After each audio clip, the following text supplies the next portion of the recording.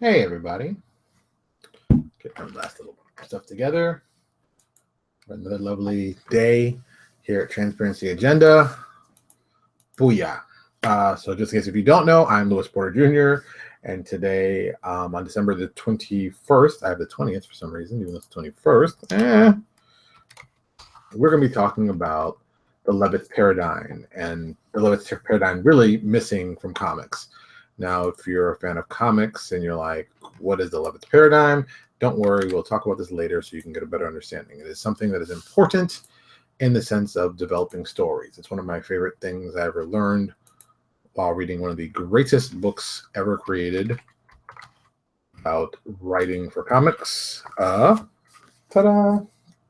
The DC Comics Writing Guide to Writing Comics. Well, Guide to Writing Comics.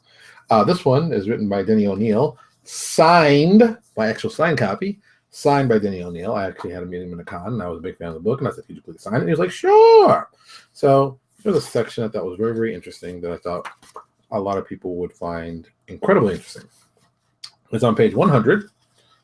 It's called the Levitz Paradigm, as you can see. Boom. And this chart down here basically will help you out figure out what it does. Really. All right, so basically it's simple like this. The paradigm works in a very, very simple setup, and it's brilliant, but it helps you with long-term stories. And I think it works very well with comics, but with things in general will work very also. So you basically have three different stories going on in any typical comic book. So let's pick up a typical comic book. Here's a book I picked up today, Captain America. So in a typical comic book, it's 32 pages. You'd set it up that you'd have between 12 to 14 pages would be specifically the A story, 6 to 8 would be the B story, and 3 to 5 would be the C story. Basically, what it sets it up is it's kind of a rolling plot that happens. So the A story happens, and that's the main story you're talking about. And that main story may run 2, 3, 4 issues. While it's going on, you have a B story that's going on. It's not the major story. It's kind of minor, but still important. But it doesn't have to even connect to the story above. So let's imagine, let's do an X-Men one. So the A story in the X-Men one is the X-Men have been kidnapped and they're going somewhere. The B story is Professor Xavier is trying to find them with someone else. And then like the C story would be a small little story between maybe like Wolverine and a love interest in this going on. And so the A story will continue on, boom, to its conclusion. When the A story concludes, no matter how long it is, then the B story moves up to become the A story. The C story then becomes to be the B story, and they start a whole new story at C. And basically, it just rotates stories along. And it's a great system that works very well for large cast books. For example, it's called the Levitz Paradigm because Paul Levitz, who wrote Legion of Superheroes for a very, very, very, very, very, very, very, very, very long time, figured out when you have so many characters and you want them on and you want them doing stuff. Let me show you this. This is kind of you won't be able to see it that well, but this is kind of what he did this way. This is what he did with Legion of Superheroes. If you check these issues, you'll see this stuff going on back when I was a kid. And he basically wrote it out and told you what was going to be happening in each issue. So, and the paradigm kind of is built out of that. So if you're serious and you want to know about writing, this paradigm will help you write long term. I think very much. I have a link. Actually, let me provide a link to you guys right now. This is an online version, but it's better if you go to like the book, the DC Comics Writing Guide. I think you'll find a lot of all amazing things in this book. It's an amazing book. I'm a huge fan of it. But to at least understand the paradigm and how it works very well and how the writing would be influenced when you're doing it, this is a great piece. I'm a huge Paul Levitz fan. I'm a huge comic book fan. So this being Wednesday reading comic books, I thought it was actually kind of cool because I picked up this Captain America. So this Captain America, I read through. This is technically what we used to call as a kid is a filler issue. It is a 100% filler issue. It's about there's nothing going on with the main character. The main character actually takes a step back to let a secondary character become the important character in the book. The problem with a filler book, and this is something that's happened I think now more than ever, See, Marvel has changed their writing style. Marvel used to follow the paradigm, the paradigm. Well, yeah, the Levitz Paradigm. Even for Marvel, they knew it was smart. They used to follow that in a lot of the books they did when I grew up as a kid and stuff like that. And now, most books are very much doing like this. They're doing one issue, one off, one shots, and it's kind of like, these kind of stories are not good. And I mean the sense of, it's like I'm getting one story in a book. That's all I'm getting. I'm getting one simple story. It's all you get. I'm trying to find if I can find something close by. I have to go through something and grab something to really get into and show you the difference. But books now tell one story, and the story is basically set up to be a crossover for something. It's part of a bigger thing. So they write stories like that. They don't write stories to actually move the books along. They write stories to move the event along. And when you do that, it's like they're trying to say, oh, you got to get all the books in the event to read the event.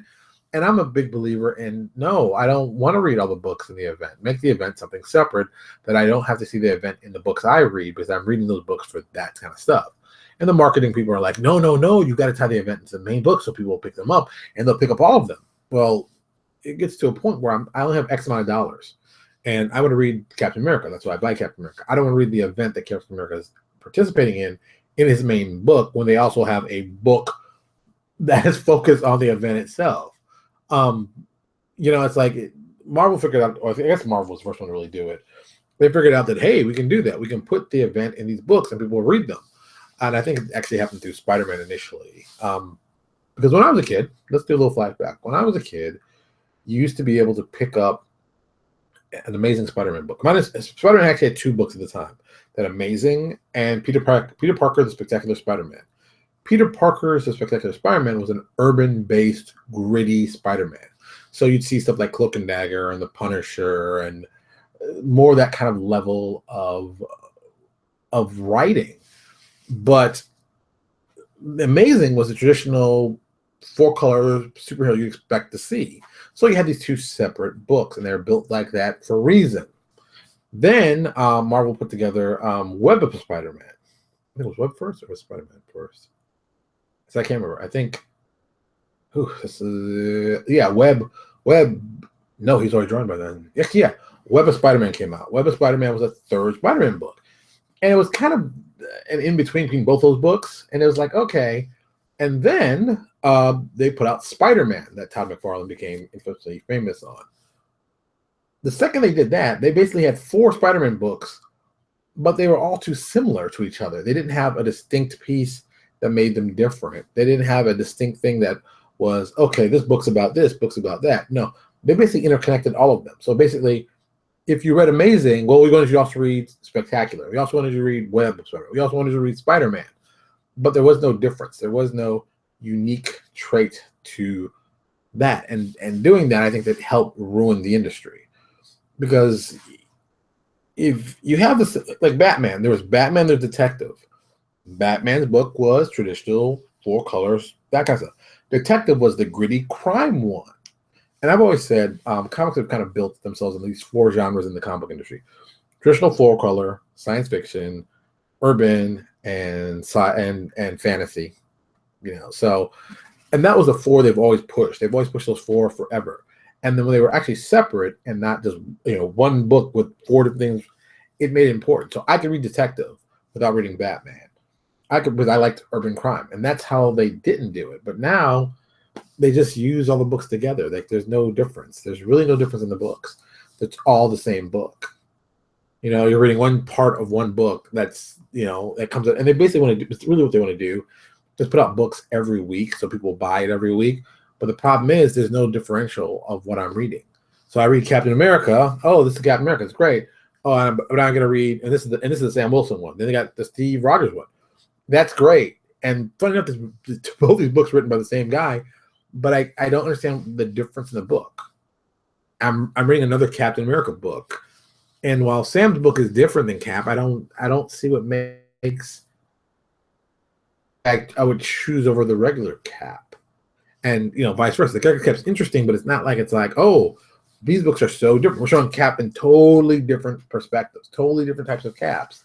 But they don't. They just show me Captain America, and it's upsetting. It's kind of upsetting, So So let me show you what else I bought. I haven't read these yet, which makes it better. Doctor Strange, of course. I've been enjoying Doctor Strange for a while. I like where this is going. More interesting stuff with Doctor Strange. Jason Aaron has been writing this. He also has been writing Thor, who I think is an amazing writer. He gets that very well. And since I know this book is ending, and I've always loved the characters, Squadron Supreme. Like I said, I know it's ending, which is a shame. Robinson and Kirk have done great work on this book. I think this has been a tough book for them to do. Yeah, Squadron Supreme has always been a tough book and a tough read. I mean, doing the JLA in the Marvel Universe could have been awesome, but I think they got screwed on a lot of things, just bogged down, like internal politics of a book and what it should be. It's so sad, but it happens, it happens. All right. Well, that's it for Wednesday. If you get a chance, I'll put the link up for the book. I think you should check it out. It's a great book. It's good for writing. They have one for coloring. They have one for inking. I think I have the coloring one or the inking one or the drawing one. They have a whole series of these. You should pick them up. They're really good. They're really worth it. If you're in about writing and you want to learn more about writing, pick it up. You'll find it very, very awesome. Like my copy is signed by Denny O'Neil, which is totally cool. All right, everybody. You have a good day, and we'll talk to you tomorrow.